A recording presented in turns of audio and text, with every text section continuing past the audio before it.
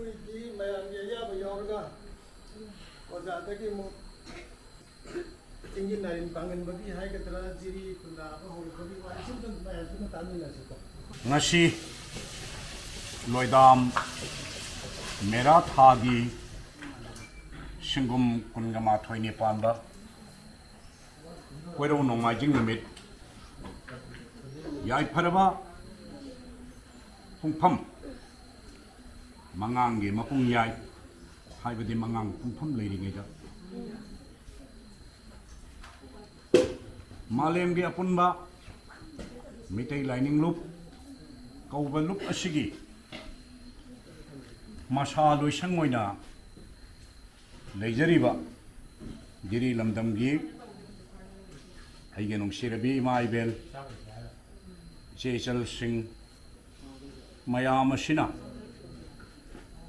Ipulai oiriba Lamdam Shivusuk Unbiriba Shingin Naran Panggalba Gudho Changning khombi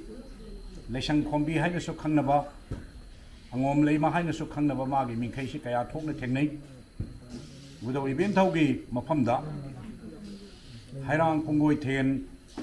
Lairang leihun tamdana ira thongni ema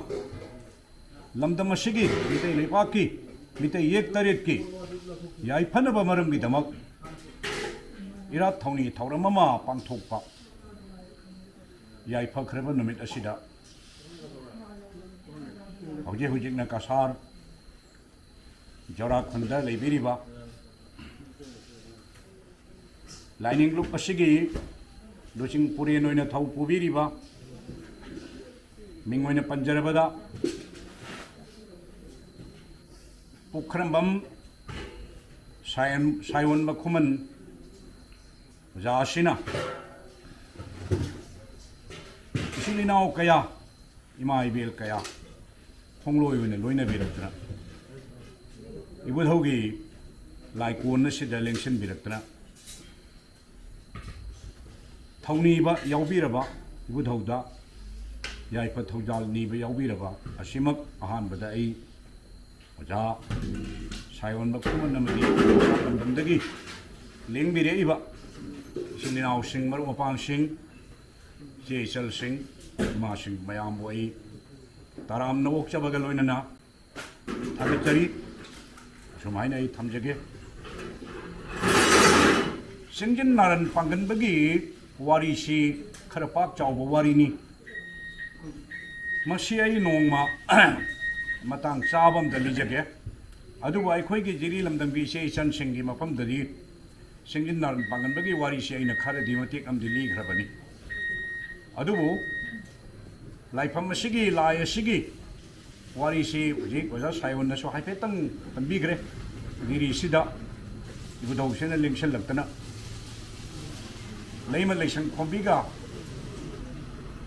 Yumlip Tamduna Lemina Kibagi Wari Thongnang Masha Manai Thongnang Laigi Masha Manai Akala Shinga Pangan Changyeng Tonadana U in Bagi Wari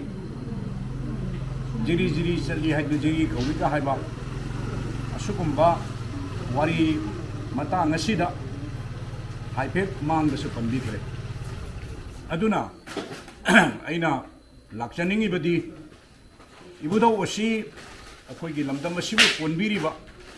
Laining Haibashima Nasidagin Sahi Kutarong Mamanga Laipam Simak Tada Ikoi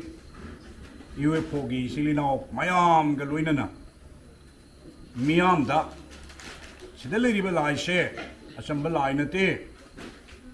Jiri Pumbo Kunbiriba Laini Haibashakoi Mayam da Sandukna Paujelamasu Pijagrabani Adubu Tabiba Khanghoba Karana di Khangbire Khangdabana di Hujibausu Khangdri Adubu Khangdabadu Khangdesanu Aikoina Haiba Nangba Law Lepayade Mayam the Tapna Sanduknaba Honaba Haibashina Kogi Tony Aduna Asugumba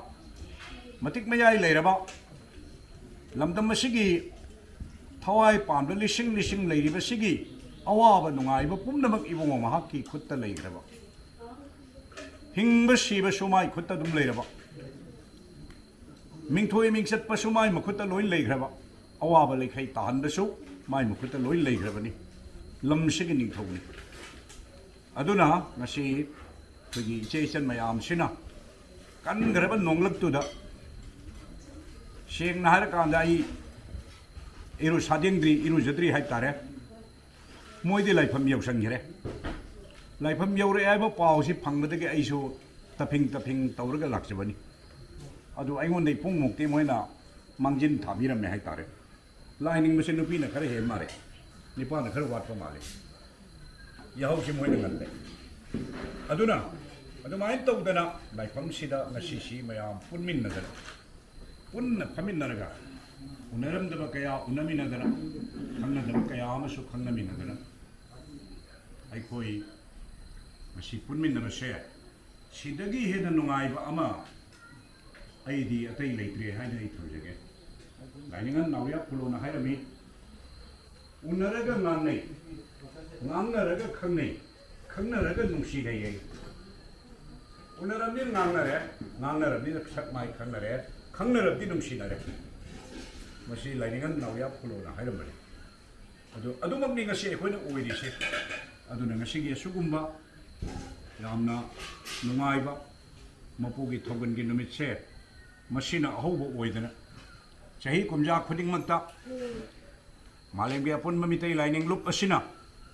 ibudho Panggalba gi thogol asi matam charakpada chahi gi tatta kaudana atat akang leitana thogon phangba ngamba oihanbiu haina ibudho event thau ani gi mafam dasu aina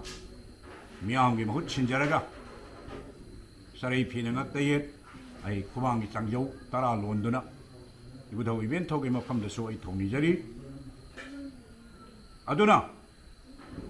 ai khoi mayam na su laifam masibu kaudana tana thanaba yadraba laifamni haiba si mayek seng na khangmin nadana ai khoi ni het legi makai gi khoi na Chingu gi thogol si thoumee na si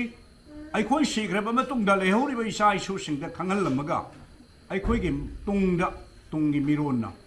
laifam masibu chetna chana luna ningnabagi damak wari wakhong kaya sadana tungi mirol oigedoriba nauna haurakliba angang singdasu mayak sengna tahallaga khangallaga tungi oinasu akhoina semgalamsi Malemgi Apunba Meitei Laining lup asi mahau maka phana hinganchi masina yamna mapung phana hingba numit aduda Meitei hingba loirabani oda sayon gi pungning da leibiriba wafam khara phongdok perakpagi manungda aina machi oiba machang oiba matang lokhat charaga laidi mayam amani umang laida chatret marphu ma thoi lei hai kanana chatret humbu mari lei hai kanamana sahum marphu mari lei hai aduba amoisanu laidi mayam amani leiriba lai mayam se Meitei satpa ikhoina loi ningdorimni sana mai pakhang badagi hauraga lei mare dagi hauraga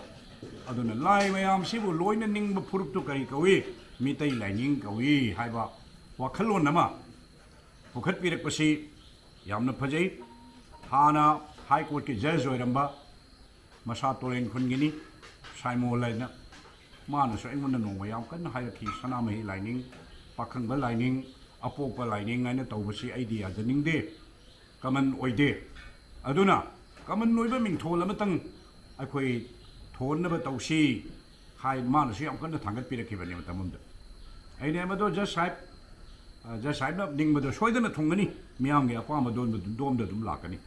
haina aina su dum thamjarami adu ngasi se khoi oja sayon na mayam mamangda phongdok pibadasu Meitei Laining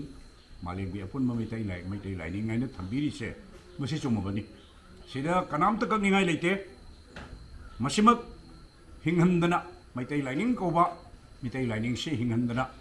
ai khoi mayamna amatta oina leminarasi apunbana panganni apunbana mai pakadoribani apunbadu laini tara hek subada lai yawi migi maronda so hai khoigi mangali gi londa so ganatantra chatpa leipakta miyamgi kholaudi isorgi kholauni hairibni ai khoi so hairi tara tilabdi lai yawi tara dugi manongda layam yaurabani aduna ngasi tillise sida lai yaurini aduna lai gi mamangdani ai khoina ngangnariba saknariba pumnamak asi aduna ai khoi pumnamakna amatta oina leminadana lupa se hingan na ba hona minasi pakna sanna Tripura Bangladesh Assam Maikai Sinba Thungna Aikogi Mihut Leihannaba Sandoktana Aikoi Kan Hodamina awareness Kara Toisi Koi Meitei awareness Kara Wat Pakanguni Aduna awareness Wat Padagini Akoina Pangtari Sisu Miam the Siamkan Waru via the Akoisum Jetabai Tare Aina Makarabudi Adum Sandok Saragas Tung Disapangam Daba Aduna Yaringi Hachang Pangal Leiri Loishang Mandringai Matam Sida Akoina Change Nongmaiching Numitta Laining Group share Hingham Meitei Laining Koba Laining Asina Malemda Thongngan Laining Kayagi Manungdagi Ahin Babak Natrasu Makoiga Sangam Navayava Makoigi Thak Aduda Aikoi Sulainava Aikoi Hodamina Sea Watu Todok Yambana Dore Ure Chenmana Yegna Kuro Tangana Sakot Lamida Kitang Shota Hova Kunaini Adu Shota Hore Haidana Pamaga Captain Leiragadi Maduna Pantum Pam Yoguda Tabanina Shota Shotana Aikoi Sakot Pagi Lamjen Sida Aikoi Punna Nupini Pa Manaraga Hong Thangyi Lamjen Tanarasi Aikoi Su Atoiba Laining Amani Haibase Nashigi Dibong Malem the Masakta Pangamnaba Hodamina Si Haiba Pumsi Thamjaraga Aishwaida Nashigi Detention Jacket.